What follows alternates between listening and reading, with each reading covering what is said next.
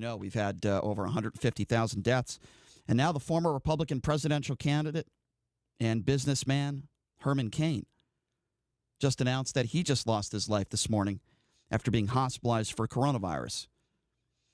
And one of his assistants tweeted out, you know, we're living in a dark time, and I'm bracing for the cruelty online about how he deserved to get COVID. Nobody's saying he deserved to get COVID. But I will say this. The last public appearance Herman Cain made was at a Tulsa Donald Trump rally. You might be saying, well, Brian, what's wrong with that? The man was not wearing a mask. And on that same day that he went to that rally, he took to social media and he gave his anti-mask rhetoric. Do I think the man deserved to die? I'd be pretty cruel if I said something like that, and I'm not going to. But for you people out there that are anti-maskers like Herman Cain, the man was in his early 70s. He had had health problems before, and he refused to wear a mask. And I don't think it'd be out of the realm of possibility to say maybe he didn't take this virus as seriously as he should have. Clearly, he didn't. And now he's dead. And I'm not happy to have to report that on the show, but what else do you want me to say? If you're one of those people that refuses to wear a mask, especially when you're in your 70s and you've already had other health complications, what else do you want me to say? Herman Cain is dead, I believe, in part because he didn't take this virus seriously enough, and the man refused to wear a mask. What else do you want me to say? But Herman Cain is not the only one. And tragically now, he's dead, and he's lost his life because of it. There are other politicians across the country, like Louis Gohmert, who refused to wear a mask in Congress. He actually went out of his way to demand his interns and his employees also not wear a mask around him.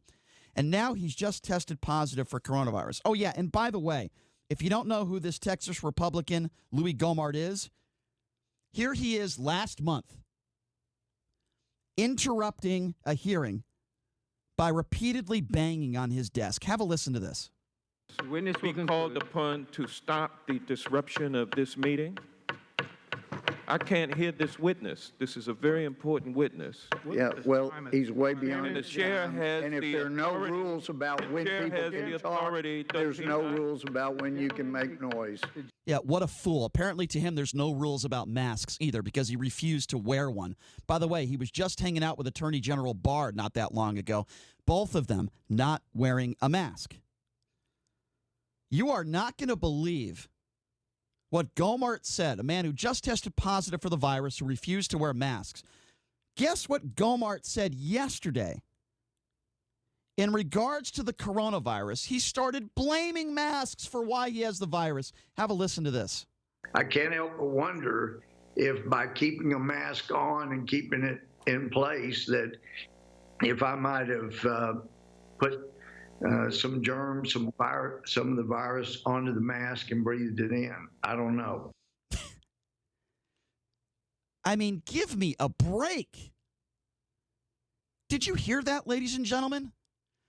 That is a politician in Louis Gohmert, who is another anti-masker. By the way, just like Herman Cain was, and now Herman Cain is dead. This is a man who told his interns and his staff to not wear a mask.